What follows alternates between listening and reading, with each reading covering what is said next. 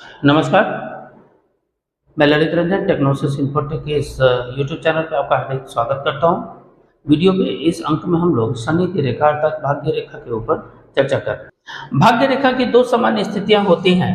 एक वह भाग्य रेखा जो स्वतंत्र हो, एक ऐसी भाग्य रेखा जो स्वतंत्र हो, और दूसरी भाग्य रेखा जो पराश्रित हो, जो दूसरे के ऊपर आश्रित हो। ऐसी भाग्य रेखा को हम लोग पराश्रित या डिपेंडेंट फेट लाइन कहते हैं।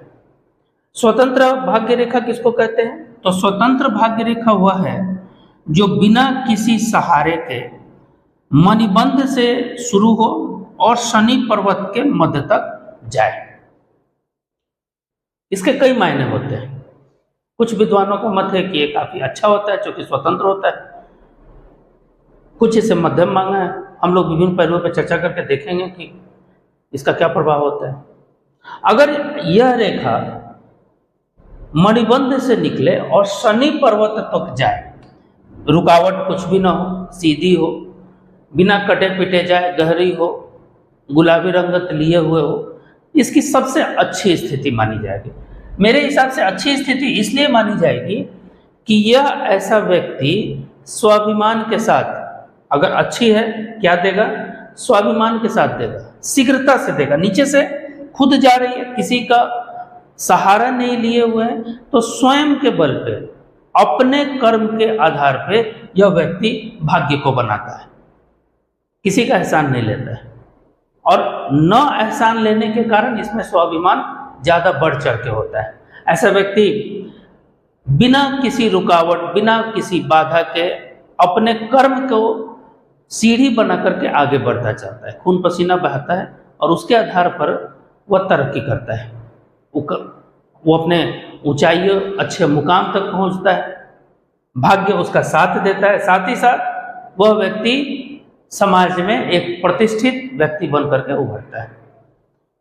अगर और भी रेखाएं इसकी साथ दे, और भी रेखाएं या और भी पर्वत इसको पॉजिटिव बल देते हो, तो ऐसा व्यक्ति बड़ा पराक्रमी होता है, समाज में धर्म और यश की स्थापना करता है, दूसरे दबे कुचले लोगों की मदद करता है, दया का भाव होता है, स्वाभिमान के साथ साथ भी वह सामाजिक हित को लेकर के चलता है। ऐसा व्यक्ति अगर गुरु पर्वत का भी उसको साथ मिल जाए तो ऊंचे पद तक पहुंचता है, प्रतिष्ठित होता है, दया का भाव होता है उसमें, धर्म को और कर्म को दोनों को बैलेंस करके चलता है, पद प्रतिष्ठा के साथ साथ संपत्तिशाली भी होता है।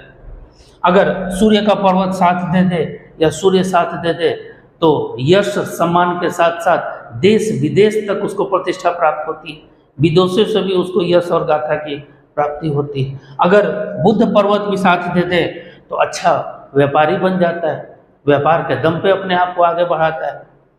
अगर यदि चंद्रमा पर्वत का अगर साथ मिल जाए तो ऐसा व्यक्ति अपने कल्पना, प्रकृति, प्रेम, कविता या कला के माध्यम से अपने आप को ऊंचा उठाता है और देश विदेश तक नाम करता है।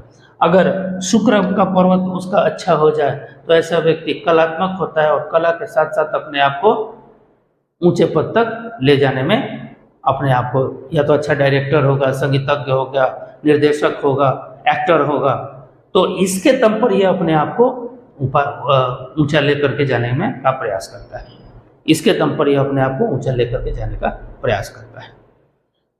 तो अगर कुल मिलाकर के देखें तो भाग्य रेखा की यह स्वतंत्र वाली जो स्थिति है मेरे हिसाब से अच्छी है।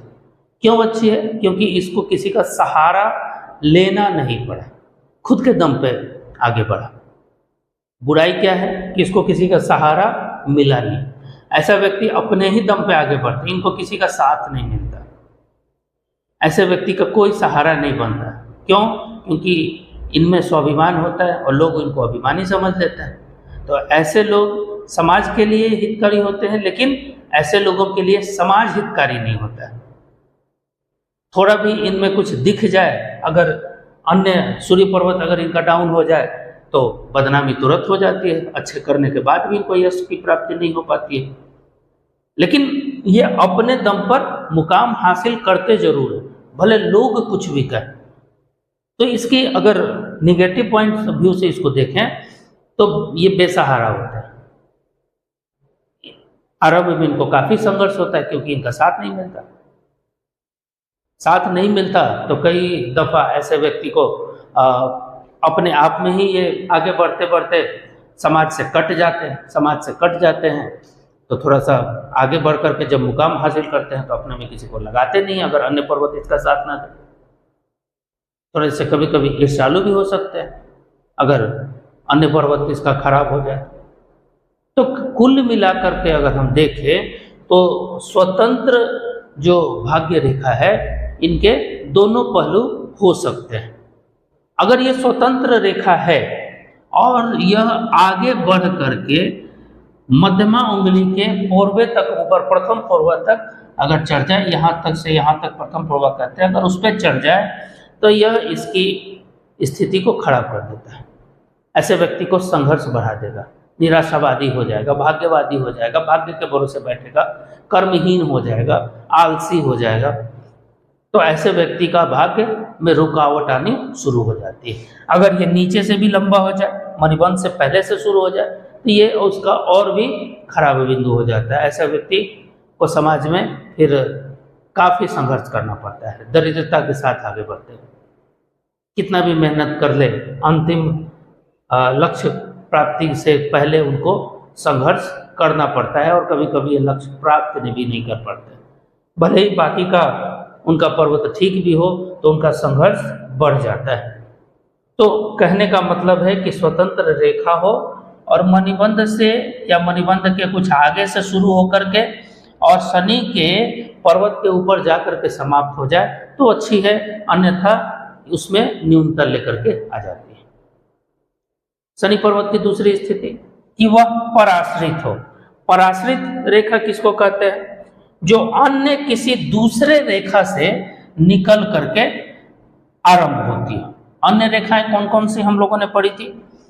अन्य रेखाएं हैं, ये इसको जीवन रेखा कहते हैं, ये मस्तिष्क रेखा है, ये हृदय रेखा है। चंद्रमा से अगर निकली तो ये चंद्र पर्वत की रेखा हो गई, शुक्र पर्वत से निकली तो शुक्र की रेखा हो गई। लेकिन कहीं से कोई भी रेखा निकले और अगर यह शनि पर्वत के मध्य तक जाती है तो इसको भाग्य रेखा ही कहेंगे। अब ये जो हमने ब्लू वाली लाइन खींची है इसको कहेंगे चंद्रमा से पराश्रित भाग्य रेखा। कहने का मतलब है कि ऐसा व्यक्ति विवाह उपरांत भाग्य में इसकी वृद्धि होती है। क्यों? क्योंकि ऐसे व्यक्ति का भाग्य में किसी न किसी स्त्री का साथ जरूर होता है भाग्योन्नति में। वह स्त्री आपकी माँ भी हो सकती है, आपकी पत्नी हो सकती है, आपकी बहन हो सकती है, आपकी कोई प्रेमिका हो सकती है, भले उनसे आपका संबंध आगे ना बढ़े। आपकी कोई ऐसी दोस्त हो सकती है, आपकी ऐसी कोई शुभचिंतक हो सकती है, लेकिन अपोजिट सेक्स के हो। अगर आप महिला हैं तो पुरुष हो सकता है, पुरुष है तो महिला हो सकती है। तो ऐसे रेखा जो किसी दूसरे पर्वत या उस रेखाओं से निकल करके शनि पर्वत तक जाती हों उनको पराश्रित रेखा कहते हैं। जैसे अगर शुक्र पर्वत से कोई रेखा निकल करके शनि तक जाती हो तो इसको शुक्र से पराश्रित रेखा कहेंगे। अगर कोई रेखा जीवन रेखा से निकल करके शनि तक जाती हो तो इसको पितृ आश्रित रेखा कह सकते हैं, क्योंकि आयु रेखा को पितृ रेखा भी कहते हैं। तो ऐसे लोगों का जीवन में कहीं ना कहीं पिता या बड़े भाई या किसी ऐसे बड़े बुजुर्ग का साथ जरूर होता है, उनके दम पे इनका भाग्य होता है। या किसी पैतृक रोजगार या व्यापार से ऐसे लोग अपना जीवन का निर्वाह करना आगे बढ़ते हैं। तो यहाँ पे अगर ये मंगल से निकल करके आगे जाती हो तो भाई के दम पे ही आगे बढ़ने वाले हो सकते हैं। मंगल से आश्रित रेखा इनको कह सकते हैं। मस्तिष्क रेखा से कोई रेखा अगर निकल करके जाती हो, मस्तिष्क से आश्रित रेखा कह सकते हैं। मतलब 35 साल के बाद इनके जीवन में भाग्योदय होगा। अगर हृदय रेखा से कोई ऊपर जा रही हो तो हृदय आश्रित, मतलब दिल से कोई ऐसा डिसीजन लेंगे जिससे उनका भाग्योदय होगा। तो कहने का तात्पर्य यह है कि पराश्रित रेखा वह रेखा है जो किसी अन्य रेखा या अन्य पर्वत से निकल करके शनि पर्वत तक पहुँचे, ऐसे रेखाओं को पराश्रित रेखा कहते हैं। यह भी कई मायने इनके होते हैं, अच्छी भी कही जा सकती है, मध्यम भी हो सकते हैं और इनको निम्न भी कहा जा सकता है। पराश्रित है तो किसी न किसी का आसरा लेना होता है, किसी के आशा से वो बहते हैं, लेकिन इनका पॉजिटिव क्या है कि किसी का मदद इनको आराम से मिलता है। मंगल से है तो भाई का मदद मिलेगा, शुक्र से है तो प्रेमिका या किसी महिला मित्र या अपोजिट सेक्स के कारण ही आगे बढ़ेगा, चंद्रमा से है तो वही स्थिति होगी, कला या उसके माध्यम से आगे बढ़े, हर्षल पर्वत से है तो अनुसंधान के कारण आगे बढ़े। कहने का तात्पर्य यह है कि पराश्रित रेखा भी बुरी नहीं होती हैं, पराश्रित रेखा के भी पॉजिटिव और निगेटिव आयाम होते हैं। अगले वीडियो में उन पर हम लोग चर्चा करेंगे। इस अंत में इतना ही।